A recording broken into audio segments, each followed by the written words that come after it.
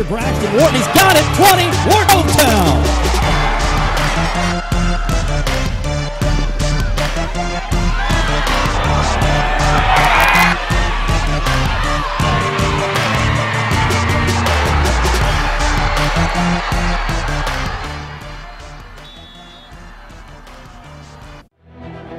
Football Friday Night is powered by McDonald's. I'm loving it.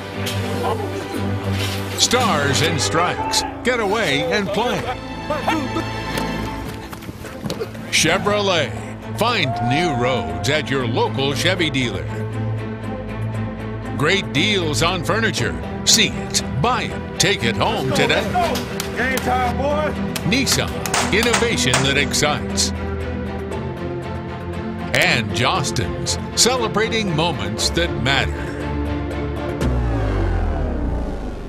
Now, the leader in local high school football coverage, WJBF Sports brings you Football Friday Night.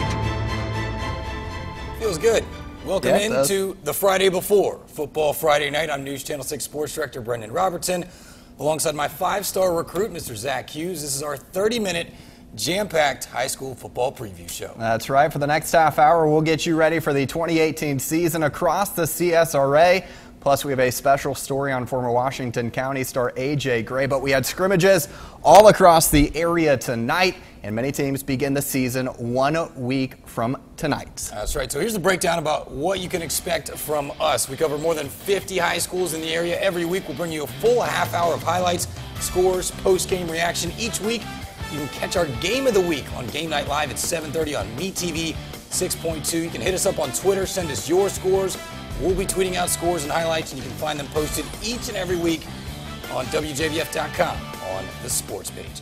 Every year, Zach, several CSRA teams make a run at a state championship. We expect that to be the case again this year. We start with two Aiken County rivals, South Aiken and North Augusta. The Yellow Jackets went undefeated in the regular season en route to the region title last year, but were upended in the first round of the playoffs. They lost several key players from that team, including their three most productive offensive weapons, two-time All-CSRA selectee DeJuan Bell, quarterback Landon Washington, and running back Darius Gibson, all graduated, but North Augusta has reloaded and expects to compete for another region championship. They open the season against Thompson next week on Game Night Live. Over at South Aiken, in just 3 years, Chris Hamilton has groomed the Thoroughbreds into a winner. South Aiken has more wins in the last 2 years than they did in the previous 8. Hamilton arrived from Lexington in 2015, hit the ground running. His players have followed. Despite the success, they aren't happy with the way last season ended, finishing second in the region, losing in the second round of the playoffs. And although they lost 26 seniors, the expectations remain the same. You know, I had some people come up to me last year at the end of the 9-3 season and said it was a little disappointing. Well, it was. That's disappointing for us. That's disappointing for our program, and we want to make sure that we just always strive for the best, and that's kind of what we work for. We still haven't reached that last goal that we have as far as winning the state championship. So I think you just continue on that. You make sure you don't get complacent with what we've done in the past, and just keep improving. South Aiken opens the season at the Stomping Grounds against Greenwood next week. Back in the Peach State, the Grovetown Warriors had a breakthrough season last year, hosting and winning a playoff game for the first time in school history. They also set a new program record with 7 wins, and they believe last season was just the start. Star running back J.Q. Brown transferred in from Greenbrier and was the lone player from the CSRA named to the preseason 6A All-State team by Georgia High School Football Daily. Third-year head coach Damian Postel is expecting big things this year. Very excited. Just expecting better things. Always want to progress forward, and that's what I think we'll do that this year. And like I said, our goal is to get that region title, and actually, third round, second, fourth round, whatever we can do, that's what we want to do. The Warriors begin the season at home against Richmond Hill.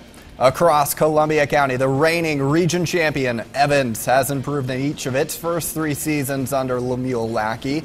Last year, the Warriors won the region and a playoff game for the first time in a decade. They'll have to replace several players, though, including last year's All-CSRA Player of the Year, Demekus Taylor, who's back at Thompson.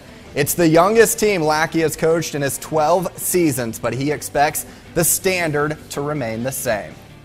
You know, coming off a winning season helps a lot because I think, you know, the expectations are high. We've always had high expectations, but, you know, just being able to realize some of those goals and put those things to fruition, I think that helps a lot. But more importantly, you know, we've got a lot of young kids and they've, you know, heard about it and kind of seen it happen before them. So I think without question, those guys are stepping up a little bit. The Knights open the year against Effingham County. Every year there's turnover in the coaching ranks for various reasons. One of the new head coaches making his debut is down in Silver Bluff. The Bulldogs getting one of their own to run the show in Petticoat Junction. D'Angelo Bryant was a star for the Bulldogs' 2000 and 2001 state championship teams before playing at Wake Forest. Now he's ready to carry on the winning tradition, and since his name is on the wall to prove it, the results, he's got the full attention of his players. Well, it's a surreal moment. A lot of times, you know, to be able to walk through the hall and still kind of remember things as a student and also as an athlete, and also to, you know, kind of have my picture and name and stuff kind of around there. The kids, they see it, and it's a tremendous honor that they respect me in that way, knowing that I was one of the guys that came through and kind of paved the way for them.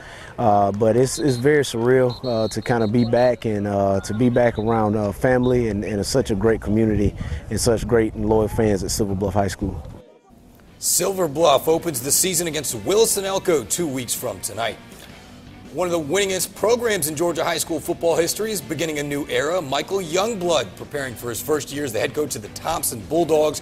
The Burke County grad won 2 national championships as a player at Georgia Southern and won 2 state titles as an assistant coach, one of them at Burke County. So he knows how to win, but he's not only setting the tone on the field, he's also raising the standard in the classroom. I love the opportunity and I embrace it because it's not often that coaches get a chance to coach in a situation where you have such a rich tradition and the community actually cares about football and the total development of a young man. And, you know, we've put an emphasis on academics. We're trying to make sure that we get kids to leave Thompson High School to go off into college, whether it's academically or athletically. Bulldogs open the season at North Augusta next week on Game Night Live. That was our opening drive, Zach. I don't think we had any turnovers. Maybe made it in the red zone, field goal. We're just getting started on the Football Friday Night Preview Show.